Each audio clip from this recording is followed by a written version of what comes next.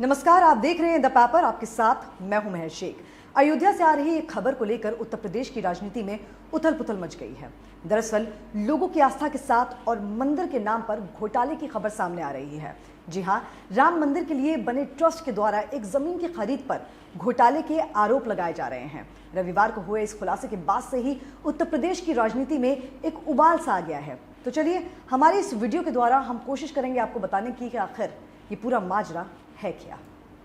आम आदमी पार्टी के सांसद संजय सिंह और सपा के पूर्व नेता पवन पांडे, जो पूर्व सीएम अखिलेश यादव के करीबी माने जाते हैं, उन्होंने जमीन की खरीद में बड़े घोटाले का आरोप लगाया है।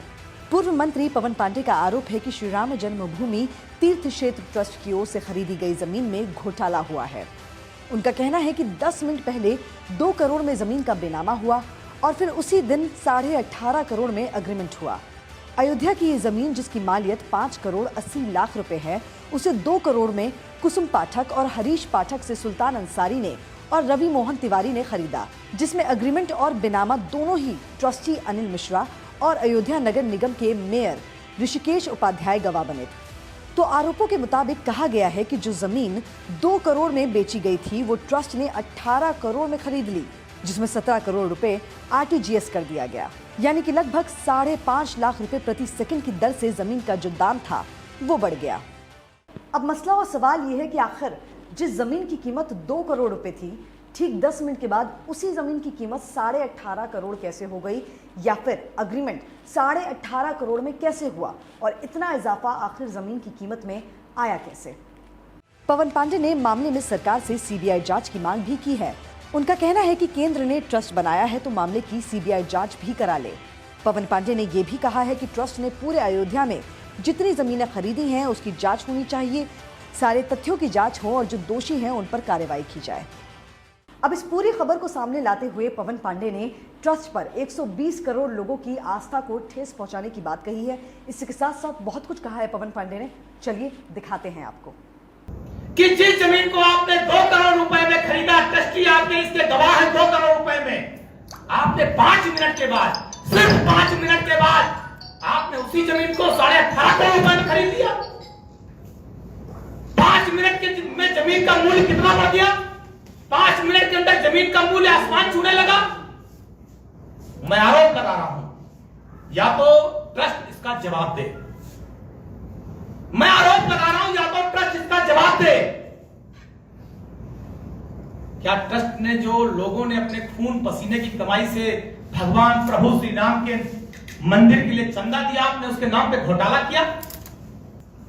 ऐसी क्या वजह थी कि जो मैं जानना चाहता हूं कि 7:05 पर जमीन 2 करोड़ की थी और 7:15 में जमीन 18.5 करोड़ की हो गई। इस पूरे मामले पर आप सांसद भी पीछे नहीं रहे। उन्होंने ट्रस्ट पर भ्रष्टाचार के आरोप लगाते हुए सीबीआई जांच की मांग भी की है। और क्या कुछ कहा है उन्होंने, चलिए दिखाते हैं आपको। करोड़ों इस देश के लोग जो मर्यादा पुरुषोत्तम भगवान श्री राम में आस्था रखते हैं, उनको गहरी चोट लगी है इस घटना से। उनको तकलीफ पहुंची है, क्योंकि गरीब आदमी ने अपना पेट काट के प्रभु श्री राम के मंदिर के लिए चंदा दिया। मजदूर हो, किसान हो, कर्मचारी हो, और उस चंदे के पैसे में चोरी हो रही है, उस चंदे के पैसे में घोटाला और भ्रष्टाचार हो रहा है। और उनके समर्थन में जिस प्रकार से भारतीय जनता पार्टी आई, मैं पूछना चाहता हूं भाजपा वालों को इन करोड़ों के घोटाले में कितना हिस्सा मिला है, उनको बताना चाहिए। पूरी की पूरी भारतीय जनता पार्टी इस घोटाले के पक्ष में खड़ी हो गई है। मर्यादा पुरुषोत्तम भगवान श्री राम के नाम पर हुए भ्रष्टाचार के पक्ष में खड़ी हो गई है।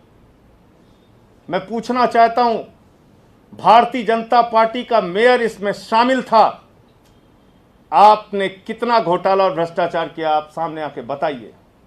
भाजपा के विधायकों ने, सांसदों ने, मंत्रियों ने, मुख्यमंत्रियों ने इस ट्रस्ट के नाम पे चंदा वसूला था। करोड़ों का चंदा पूरे देश से वसूला है। उसका एक एक पैसे का हिसाब और जवाब आपको देना चाहिए। भाजपा के लोगों, आपको सामने आके बताना चाहिए। हालांकि इन तमाम सियासी सवालों के बीच राम मंदिर ट्रस्ट ने इन सभी आरोपों को राजनीतिक आरोप बताया है। लेकिन जो सवाल खड़े हो रहे हैं, राम मंदिर ट्रस्ट को उन सभी का जवाब देना लाजमी है, क्योंकि जो पैसा ट्रस्ट में है वो जनता का है और आम जनता को इन सभी सवालों के जवाब बेशक चाहिए होंगे। लेकिन अब कानूनी तौर पर क्या कुछ सामने निकल कर आता है इस पूरे मसले में, ये देखने वाली बात होगी। अगर आपको हमारा ये वीडियो पसंद आया हो तो द पेपर को लाइक, शेयर और सब्सक्राइब करना ना भूलें। और हाँ, हमें इंस्टाग्राम और फेसबुक पर भी जरूर फॉलो करें।